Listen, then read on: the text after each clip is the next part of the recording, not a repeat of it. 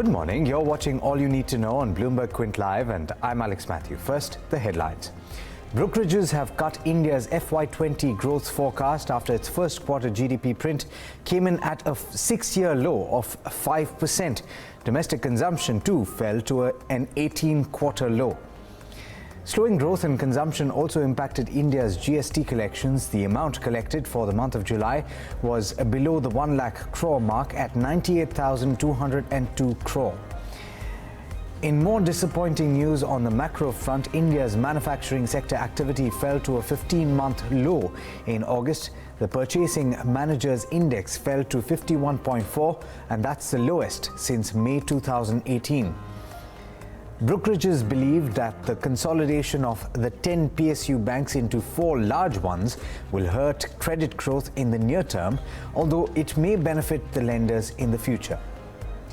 And the slowdown in the auto sector continued in August. Maruti Suzuki saw a 33% drop in sales, while M&M, Tata Motors and Eicher Motors saw a 25%, 58% and 24% drop in sales respectively. Those are wholesale numbers. Let's take a look at the Asian markets now. Bloomberg's Rosalind Chin is joining us live from the Bloomberg studios in Hong Kong. Good morning, Rosalind. How's it looking? Rather mixed across Asia at the moment. Of course, we have seen this ongoing US-China trade war continue to worry investors, and of course that is one of the issues which is weighing on some of the Chinese stocks right now. We did see the Shanghai Composite open up a little higher briefly, but now it's blipped down into negative territory once again. The Hang Seng losing about 1/3 of 1%, the CSI 300 down by a 1/10 of 1% almost. Hang Seng, of course, again also weighed down by those ongoing protests here in Hong Kong, which now, after a 13th weekend, really has many investors worried about what's going to continue happening in this area. Now, of course, the US-China trade issue wasn't helped over the weekend by the two sides not being able to set a date for continuing talks. This came, of course, after Washington refused to delay these tariffs that kicked in over the weekend. So not so much goodwill there between the two sides. Elsewhere in the region, we've got actually Japan trading higher. The Nikkei is up by just under 1/10 of 1%, and the Topic's up actually 0.29%, making gains there. Autos actually are making gains. We've got Toyota and Honda among the gainers there, and also Sony. Elsewhere, we've got the Kospi right now that is up by 0.18%. We did have some news on the Korean economy. Second quarter GDP revised down to 2%, an annual pace that is, and also the CPI for the month of August was at 0. That's actually for the first time on record. Prices failing to rise at all. So some concerns there on the Korean economy, and of course the trade issues swirling as well. Doesn't look great going into the future, but right now the Kospi is at up about 1/5 of 1%. And finally, a quick look at Australia, because we're waiting for the RBA rate decision coming later today. Now, we've had some pretty soft data out of Australia. We've had back-to-back cuts in June and July, and the benchmark cash rate is now at 1%. So Bloomberg economists are seeing probably no rate cut for the month of September, although the RBA did say it was open to further easing. But they're probably, economists here think, going to wait and see what happens to see the impact of the last 2 cuts that were made earlier this year. But they expect 2 more cuts by March 2020, probably bringing the benchmark cash rate down to 0.5%. By then, the slumping commodities, of course, isn't really helping the economy, especially iron ore, adding pressure to the Aussie economy there. So overall, a very mixed picture around the region. We see actually China has now flipped back into positive territory, so taking a little bit of time to find its direction today. But overall, a very mixed picture for now. Back to you. Thanks so much for that, Rosalind. Now, let's talk a little bit more about the trade talks between the US and China. Higher US tariffs on roughly $110 billion worth of Chinese imports came into effect on Monday, with China following suit with its own retaliatory measures. This despite US President Donald Trump saying that the talks between the two nations that are scheduled for later this month in Washington are still on. Let's first listen in to what the president had to say. We are talking to China. The meeting is still on. That hasn't changed. They haven't changed it. We haven't. We'll see what happens. But we can't allow China to rip us off anymore as a country. We can't allow China to take $500 billion a year out of our country. We can't do that. Now, a lot of moving parts there. Derek Wallbank of Bloomberg News brings us more on where the trade war stands as of right now.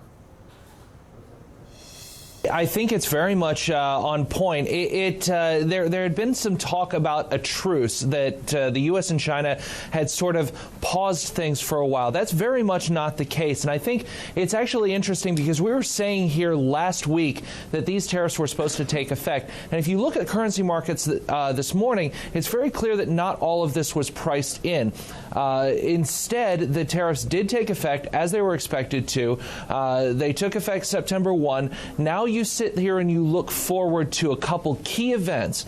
The key events that we're looking forward to come later this month. You're talking about talks between the U.S. and China in Washington. Those are supposed to happen. We're not quite sure when. We're not quite sure who's going to go. Those are both going to be key data points. The other thing that you're looking forward to is October 1. There's a really tiny little tariff escalation that President Trump threatened on October 1 before the really, really big one in December 15. And I think that's going to be a thing to watch because that's a small thing.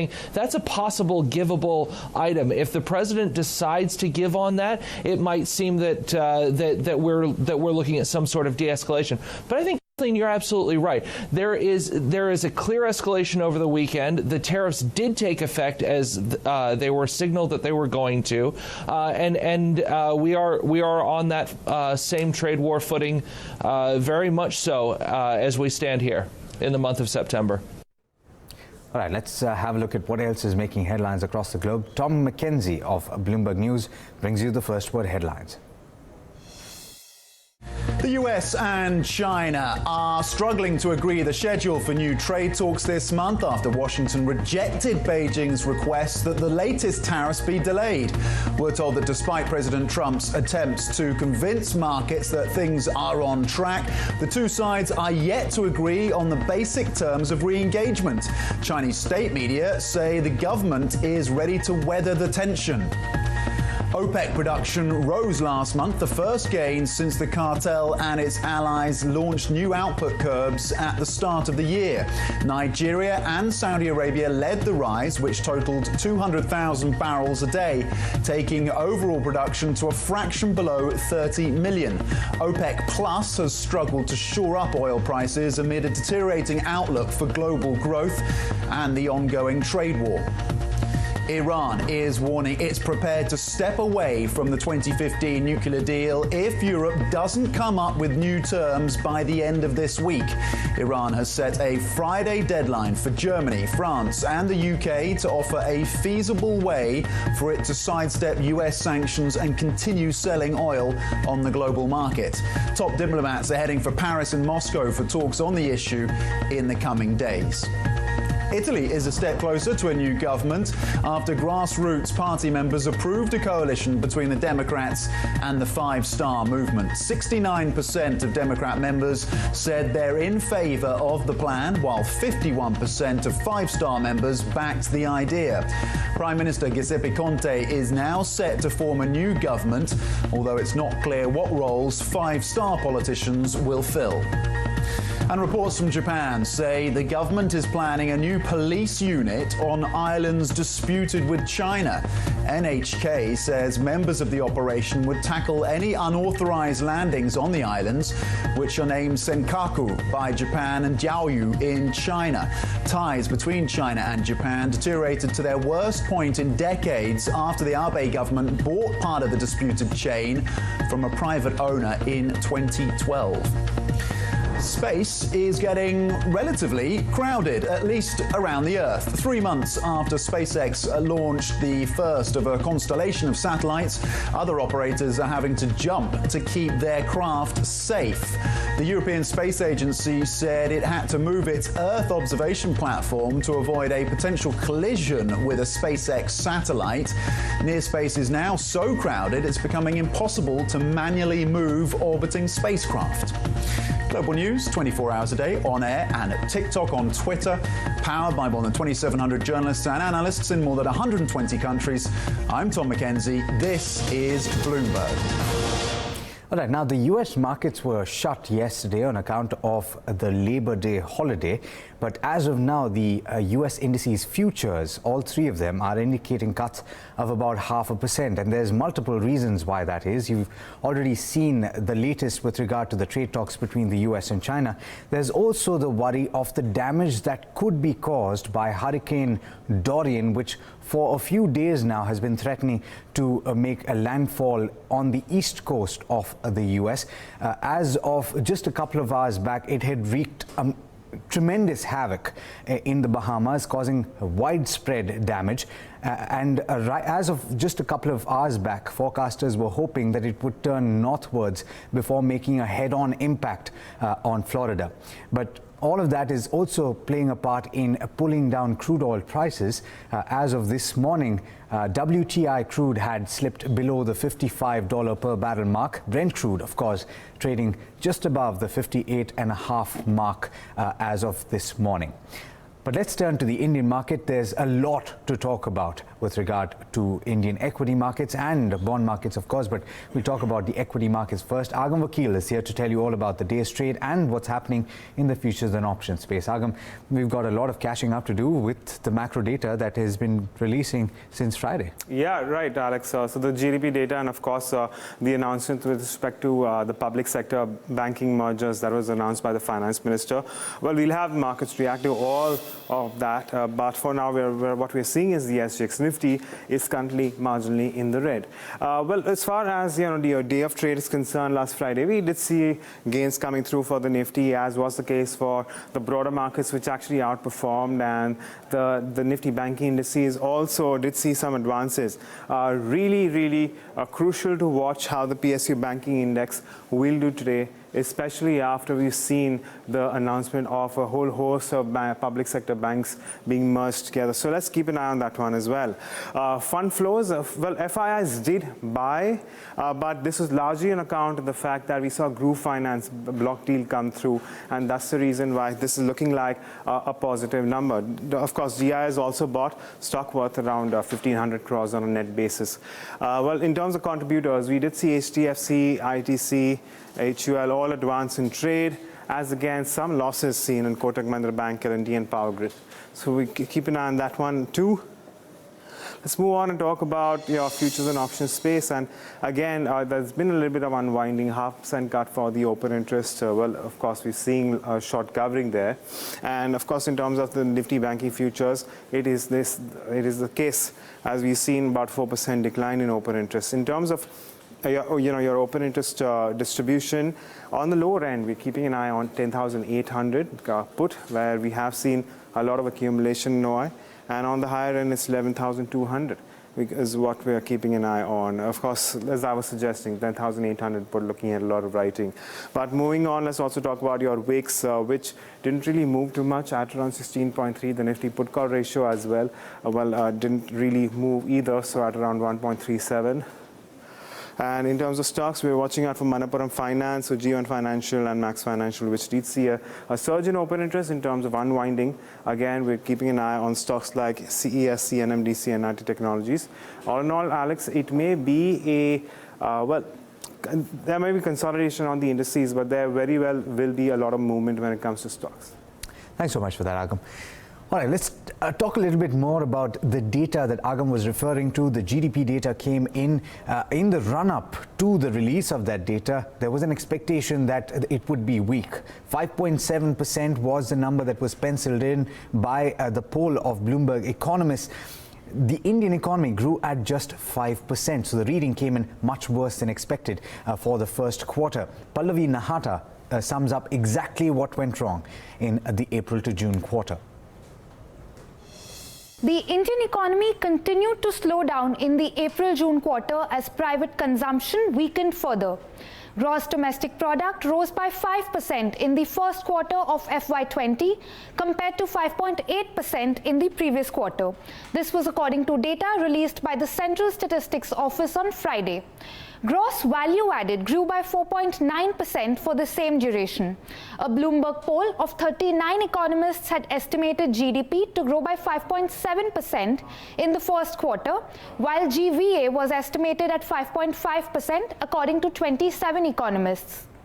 At 5%, GDP growth is the lowest since the fourth quarter of FY13, when it fell to 4.3%.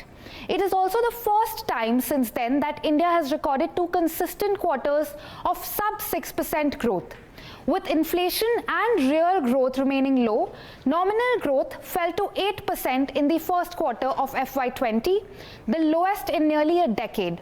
Industrial growth was low because of manufacturing, mining and construction.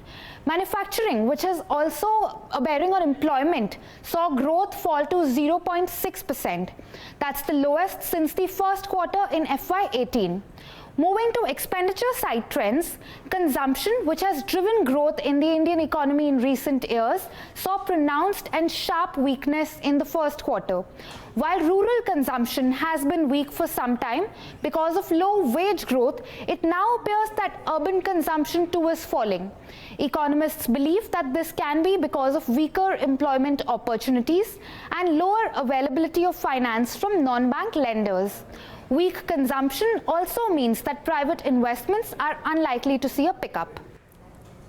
And that indeed is one of the biggest concerns in the GDP fine print, the slowdown in consumption. The private final consumption expenditure this quarter slowed to 3.1% from 7.2% in the previous quarter. However, Ashima Goyal, who is a member of the Prime Minister's Economic Advisory Council, thinks that India's consumption story is far from finished. Listen in to what she had to say. There's this belief that the consumption story is running out of steam. But it seems to me that the consumption story is intact. There has been a slowdown because of credit issues. And then that we know that the government spending had slowed down before the elections. But the overall share in GDP has not gone down that much. So again, it suggests there's probably a revival in government expenditure in June after the election as the new government came in. We know in July it is definitely there. So I believe that it's a bottom there, and we should see the economy looking up after this. It's a number of measures announced for liquidity for NBFCs to allow them to lend to the stress, to allow lending to the stress sectors to resume. All that should help.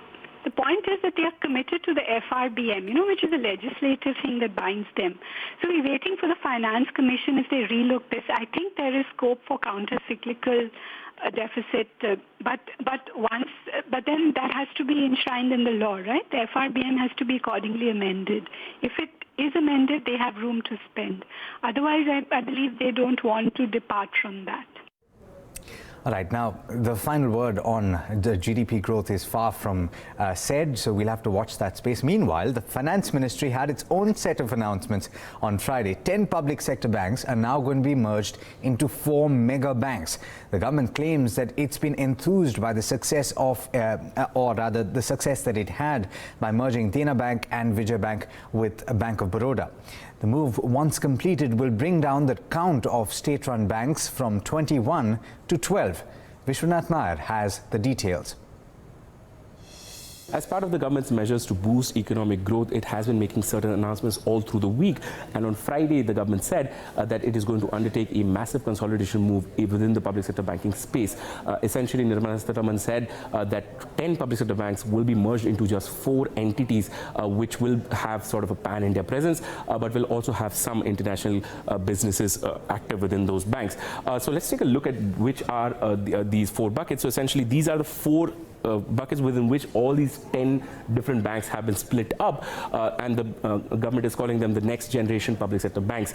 Let's get a sense of who are the anchor banks within this entire system. So these are the 4 banks: Punjab National Bank, Canara, Union, as well as Indian Bank, which are going to be taking the lead as far as acquiring other bank balance sheets goes. Let's try and split them up into each individual entities. Firstly, it's Punjab National Bank. So Punjab National Bank will be taking over the balance sheets of United Bank as well well as Oriental Bank of Commerce. As you can see, Punjab National Bank has about a 9.77% capital adequacy ratio.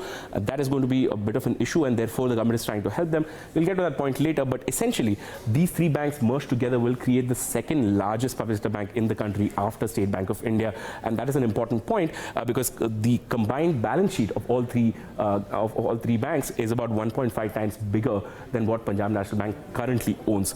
Let's also get a sense of what the rest of the business looks like as far as the employees as well as the branch network goes.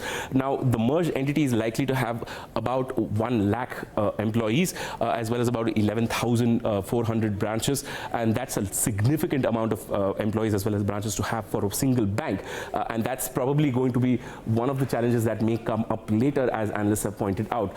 But before we get to all of that, let's also look at what are the other banks where these mergers are happening. The next one is with respect to Canara Bank. It is going to take over the balance sheet of Syndicate Bank. Now, both of these banks are South India based. Essentially, they're going to be merged with together, and that is going to create probably the fourth largest public sector bank in the country, is what the finance minister has said. Let's also look at what the employee as well as the branch situation there looks like. It's about 90,000 odd employees and about 10,300 branches. So that's still a significant number for a bank which is essentially going to be a very south-focused bank. And then it will obviously have more businesses outside those parts of the country. The next set of banks which are going to be merged includes Union Bank of India, Andhra Bank and Corporation Bank. Now, Andhra Bank as well as Corporation Bank both have had NPA issues. As you can see, about 16.44% as well as 15.44%. So those are still large NPAs as far as public sector banks go, and that is going to be somewhat of a challenge to merge because Union Bank on its own has about 15% gross NPA, and that is going to be an issue. However, all three of them are well capitalized. Now, Andhra Bank as well as Corporation Bank got some capital in the last round of capital infusion that the government did, and therefore they are reasonably well capitalized. But however, the government will need some help. Union Bank will need some help from the government to actually finish this merger. The last set of banks that we have to look at, but before that, let's look at what the employee and the branches strength looks like. The merged entity, as far as Union, Andhra and Corporation Bank goes, the merged entity will have about 75,000 employees and about 9,600 branches. Considerably large, but still only the fifth largest public sector bank in the country. Now, these numbers overall don't mean much because there are much larger private sector banks also present and active in the country, but still it's important from a public sector banking point of view. The last set of banks that are going to be merged includes the Allahabad Bank and Indian Bank set, and there Indian Bank is going to essentially take over Allahabad Bank's balance sheet, and there again the hope is that both these banks will merge together and probably adopt its best practices. Allahabad Bank, it's a Calcutta-based bank and has had its own fair share of problems. Large NPAs, as you can see, about 17.43%. Luckily, Indian Bank's gross NPA is much lower than that. Plus, of course, Indian Bank is also very well capitalized. So that all of this is going to play out when this merger takes place. Let's also look at their employee as well as branch strength, and where that stands about 42,000 or 43,000 employees, about 6,000 branches. Reasonably large bank, Indian Bank based in Chennai, as well as Allahabad Bank based in Calcutta. So that's going to be sort of a pan-India presence as far as these two banks go. Now, I've been repeatedly mentioning that analysts have pointed out certain issues. Now, remember that there is going to be a capital problem, that banks will need to raise more capital or at least get more capital from the government so that they can go through with these mergers. And therefore, the government announced on Friday that Punjab National Bank will be getting about 16,000 odd crore. Union Bank will be getting 11,700 crore. So this is all part of the 70,000 crore recapitalization that the government is planning to do during this financial year. Bank of Baroda is not part of this entire merger scheme. It already went through a large merger just last year with Dena Bank and Vijaya Bank, but there the government has said that it's going to give about 7,000 crore because the government feels that the bank has done well as far as those mergers go and how the businesses have developed since the merger got completed, and therefore the Bank of Baroda will get about 7,000 crore. Canara Bank, reasonably well capitalized, a reasonably strong bank, so it gets about 6,500 crore. Let's look at the rest of the banks that are there in the system. There's Indian Bank. As I said, Indian Bank had a much lower gross NPA than Allahabad Bank did, so that bank is getting about 2,500 crore. Indian Overseas Bank, Central Bank and UCO Bank. Now remember, these are three banks that the government specifically pointed out. These are all regionally strong banks, and therefore the government wants them to continue their franchise and continue to do their businesses without going through a consolidation move. Now what they will go through in the future, that we can't say right now, but as of now they have been spared from the whole consolidation move. Last set of banks that we have to look at is Union Bank of India as well as Punjab and Sindh Bank. There, as I said, there's about 750 crore that is coming into Punjab and Sind Bank, and that is going to help the bank tide over certain immediate capital needs. Punjab and Sind Bank, again, a very strong regional bank in the state of Punjab. Analysts have also pointed out that there are going to be issues with respect to management bandwidth, as specifically when talking about consolidation, because this is the time when banks are starting to look at growth and starting to grow their balance sheets. So if they are being saddled with the whole consolidation process, then the bandwidth of the management is going to be split between growing their books as well as managing an entire consolidation. So that is going to probably play a temporary issue as far as these mergers are concerned. But of course, these things will play out over the course of the next year. Let's also listen in to the top managements of Canara Bank and PNB post the merger announcements. They spoke to my colleague Nikuj Ori. Both are from Karnataka base. That's number one advantage. Culturally, there won't be any differences at all. And branches, we can definitely 10,300 branches and 15 lakh plus crores business mix. Definitely add value. We will be the fourth largest public sector bank after State Bank of India, PNB and Bank of Baroda combination. And that plus government is also giving us capital, which will give us better opportunities to do quality business with better consortium arrangements and controls. Okay. And so when is the bank expected to take this proposal before the board? And there's one more question. Since this proposal has come from the government and we've seen proposals coming in from the government itself and not banks mulling amongst themselves, so does this mean that banks have lesser power? No, not at all. See, you should appreciate government is the major stakeholder in all public sector bank. And they have applied their wisdom and mind before coming into conclusions, not only on size but also on the IT infrastructure. And they want stronger banks across, and fortunately Canara Bank has presence across India, not necessarily in South. And when are you going to take this proposal before the board? In another next 7 to 10 days time, we will be definitely going to our board. And it's a simple process. I'm sure board will be too glad to encourage such initiatives. Okay.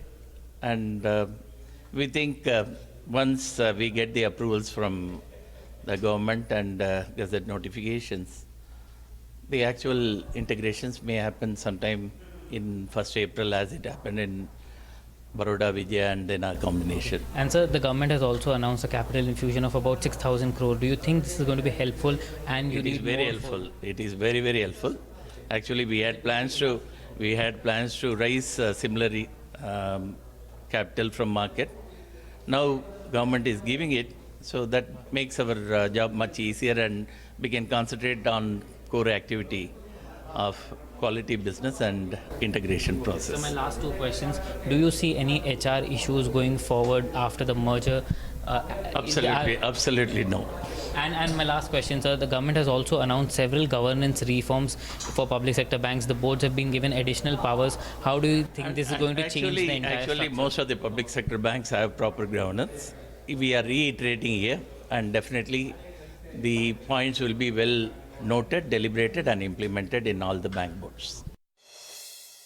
One thing I can tell you, this particular merger is going to be beneficial for the entire banking system and for the country as a whole.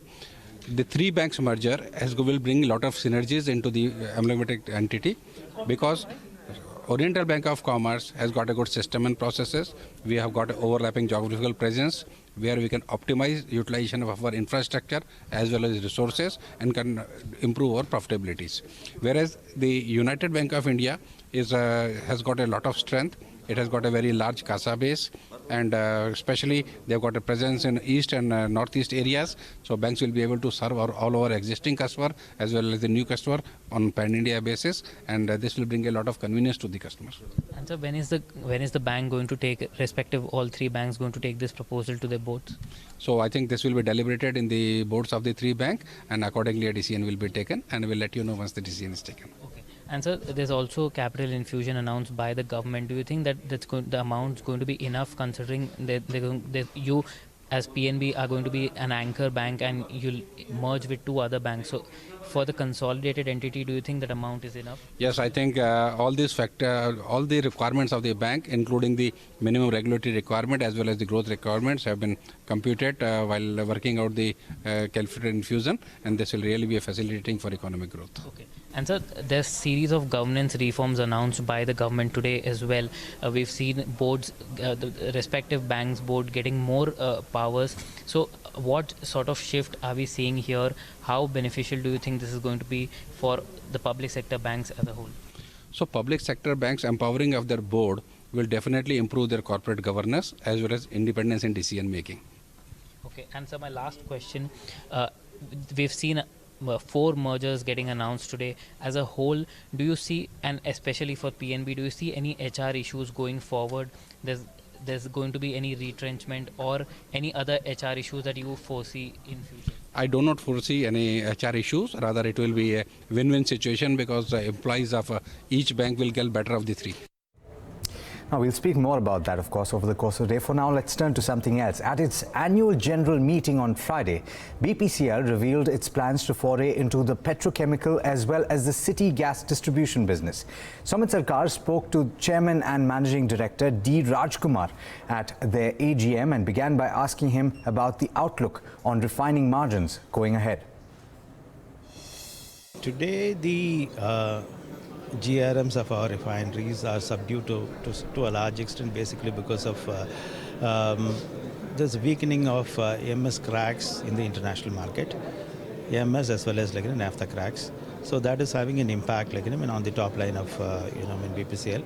Last year, if you have seen, as far as the EBITDA is concerned, we had done well, but then in the bottom line, we were impacted basically because of other aspects like depreciation going up and then interest rates going up. Now, IMO implementation will have two kind of an effect, either both on the shipping industry as well as on the refining industry. As far as the shipping industry is concerned, the costs are likely to go up given the fact that they need to end up using the low sulfur fuel oils. And they will be able to achieve this in three different manners. One is by way of scrubbing or going in for LSFO, low sulfur fuel oil, or going in for marine gas oil. So we feel that as far as refinery industry is concerned, there will be an uptick as far as the GRMs are concerned, because the use for gas oil will go up. So that is likely to push the GRMs up. We are expecting that it will be somewhere around $25 to $28 per barrel. And now, as we know that this sharp fall in crude oil prices will result into some inventory losses for the oil marketing companies. But then on the retailing side, has that led to higher gross marketing margins currently because of this sharp fall in crude oil prices that we have been seeing currently? Okay. Now, you're right. In the last quarter, we had an impact on the inventory gain and losses. There was an inventory loss as far as the last quarter is concerned. That is, when we talk about let's say inventory losses, basically we are talking about the losses on the marketing side. As far as the refining side is concerned, the entire thing is included in the GRM calculation itself. But then your gross marketing margins, will that see an uptick in this quarter given the sharp fall in crude oil prices? I'm talking about the retail side, the gross marketing margins that you earn on petrol and diesel. No, I think, we need to look at how the product prices are moving up in the international market. And though there is a connect, there is a de-link as far as the timing is concerned between the crude and the product movement. Petrol and diesel, as long as the cracks are good. I did mention in the morning that MS cracks are going up, and then HSD cracks are also expected to go up. So with this kind of a thing, there is every possibility that if the demand picks up, maybe then there will be a possibility of the GRMs going up, and that is what our expectation is. You spoke about diversifying to the petchem business given the fact that the EV would have some impact on the retail fuel sales. So can you give us more details on what is the kind of impact that you're seeing because of EV coming in going forward, and over what period of time the impact you're expecting? Well, I think, EV apart, the most important thing that we need to have in mind was that some time back we were concentrating only on the transportation fuel. That is basically meeting the country's requirement and all. Now, in today's scenario, there are n number of refineries that are coming up, and there is a possibility for us to diversify and then look at petrochemicals, because petrochemicals, we feel that that would give us better returns and higher margins. So with a view to basically enhance our values to the shareholders, I mean, it will be a better proposition to move towards petrochemicals. That's the period. Now, through your wholly owned subsidiary, that is BGRL, you were speaking about that. You're also expanding into city gas distribution. Can you share some details on what are the kind of expansion plans that you're looking at? What is the kind of capital expenditure that you will be doing, and what is the kind of revenue uptick that you're expecting from this to come in current financial year or from the next financial year? Okay. As far as BPCL is concerned, we are already there in the oil value chain. So we intend creating a parallel gas value chain also, given the fact that the government of India is very keen to increase the percentage of gas in the energy basket. So it will be moving from 6% to about 15%. So we want to be there in that space by creating this gas value chain. So today, I mean, we are there in all parts of the value chain, gas value chain as of today. We are there in sourcing, we are there in regasification, we are there in transportation, and we are there in city gas distribution also. And if you are looking at city gas distribution, as of today, we have presence in about 37 GAs. And we are sourcing 1 million metric ton on our own directly from the Mozambique project. So all that, and then we have some plans to put up some regasification terminals also on the East Coast. So today we are doing something like 1.8 million metric ton. So that is likely to go up to 5 million metric ton in the coming days. In terms of investments, we are talking about something like 6,000 crores going forward in the next 5 years. Next 5 years. Yeah. And lastly, sir, the government has plans to integrate state-owned oil marketing companies. Lastly, we saw ONGC buying out stake of HPCL. So any such recommendations that you have given to the government, or any such recommendation that you have received from the government? Neither have we given any recommendation nor have we received anything from the government till today. But then there were media reports that BPCL would be interested in buying government's stake in GAIL. So would you be actually interested, because that would also strengthen your gas proposition here? We are evaluating various possibilities. So if it is something which is going to make sense for us in terms of investment and good returns, I think we would look at that. Auto sales continued to decline in August, and the slump in demand was witnessed across commercial vehicles, passenger vehicles and two-wheelers. And most companies cut production to bring down inventory. Yash Upadhyay is standing by with a roundup of the key numbers. Morning, Yash. It's not looking too good, is it? That's right, Alex, but this is more in line with what the expectation was going into the month of August, that the auto sales numbers would come in lower than what has been reported in the year ago period, mainly on account of the high base and the festive season demand not being that great, and the expectation has been met. As far as numbers are concerned, I'll start first with Maruti Suzuki, which reported a 33% drop in its total sales, coming in at about 106,000 units, which marks a fifth consecutive month of the company reporting a double-digit drop in sales, and also the second consecutive month where we have witnessed a more than 30% drop in overall sales. Now, this was contributed mainly on account of the weak sales in the domestic car segment, which reported a 34% decline on a year-on-year basis. Exports too were down about 11%, and the mini and the compact car segment, which is the mass driver of volumes, that has reported a huge 40% drop on a year-on-year basis as well. For Mahindra & Mahindra, both the passenger vehicle as well as the commercial vehicle space has been under pressure in the month of August. Overall sales, they were down about 25% on a year-on-year basis to 36 units. This was again down to the fact that the domestic sales were weak by almost 26%, but the utility vehicle space, which is its bread and butter, that has reported a big 27% drop on a year-on-year basis as well. As far as the tractor space is concerned, they have reported a 17% drop in volumes on an overall basis, coming in at about 14,800 units versus close to about 18,000 in the same month last year. But as far as outlook is concerned, we have received some positive commentary coming in from the management, wherein they expect that the improved distribution of monsoon as well as the sowing pattern change on account of the Kharif season, that should boost the rural sentiment and subsequently the demand going into the festive season. For Tata Motors as well, we saw a big 49% drop in sales. So almost half of what they did in the same month last year, coming in at about 29,000 units versus 57,200. This was mainly on account of the commercial vehicles business, which reported a 45% drop at about 21,000 units, and also the passenger vehicle sales, which were down by 58%. But do keep in mind that the last month had the launch of Tata Nexon, which pushed up volume significantly, is why we had the huge number of 17,000 units in the base month. But again, in terms of the demand outlook and the management commentary, they say that the subdued demand sentiment was on account of the poor freight availability as well as lower freight rates and the overall slowdown in the economy, which has affected the volumes. As far as the two-wheeler space is concerned, we have numbers from two companies, starting first with Eicher Motors, which reported a 24% drop in overall sales, which were down to about 53,000 units versus 69,377 units. Their exports grew by 205%, but what has not done well is their newly launched Bullet 350. It only had a limited period of time, but it did not manage to generate enough buzz, and most of the dealers, they are having a wait and watch sort of an approach. They want to see if it manages to pick up volumes in the festive season, but the expectation was for a number of close to 58,000 units. That has not been met, and that is a big negative for Eicher Motors. And lastly, when it comes to Hero MotoCorp, their overall sales were down about 21% to 543,000 units. The sales were down as the company had to undertake production cuts in order to align the production with the inventory situation at the dealers. They had announced 30% discount as well for the flood affected states like Kerala and certain parts of Maharashtra. Back to you. Thanks so much for that update, Yash.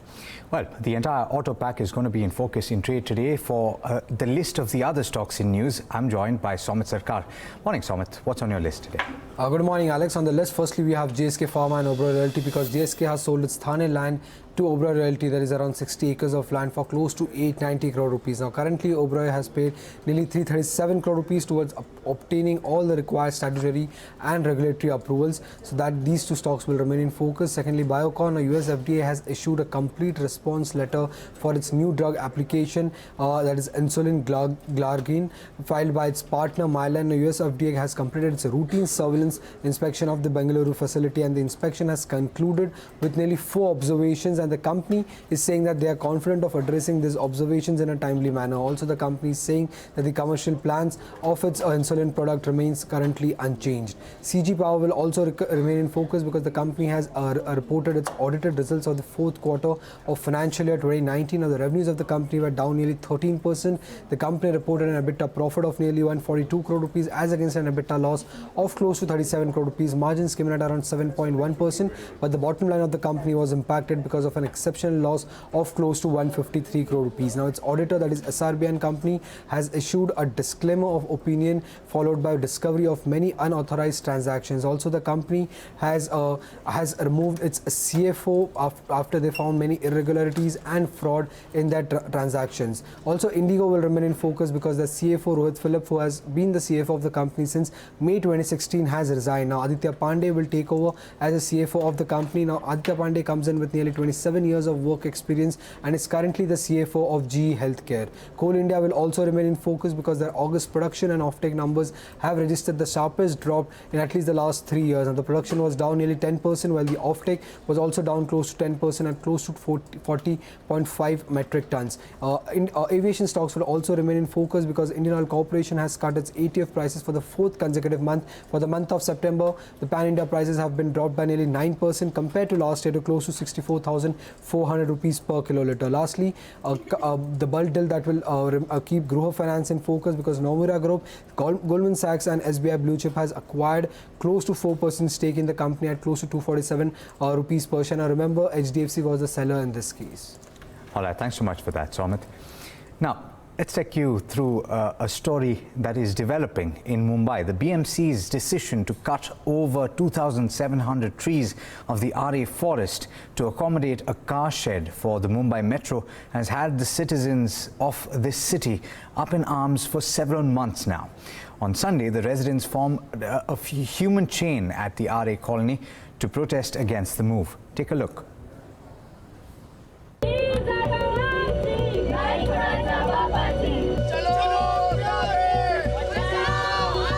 We are here to save RA. Where are you? मत काटो ये झाड़ों को, जालिमो जालिमो।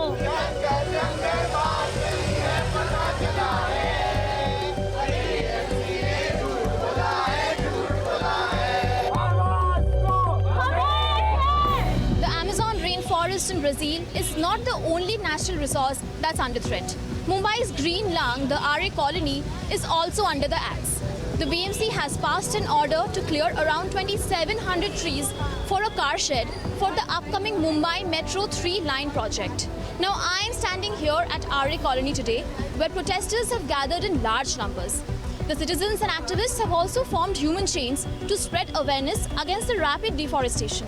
The protest has also garnered support from Bollywood celebrities like Shraddha Kapoor. We're all here supporting Mother Nature. We love Mother Nature. That's why we don't want the trees to be cut down. And 2,700 plus trees have been told to be cut down. So that is something that we don't support at all. And this permission should not have been granted. It's a bit baffling that it was, as if we don't have enough problems of pollution already.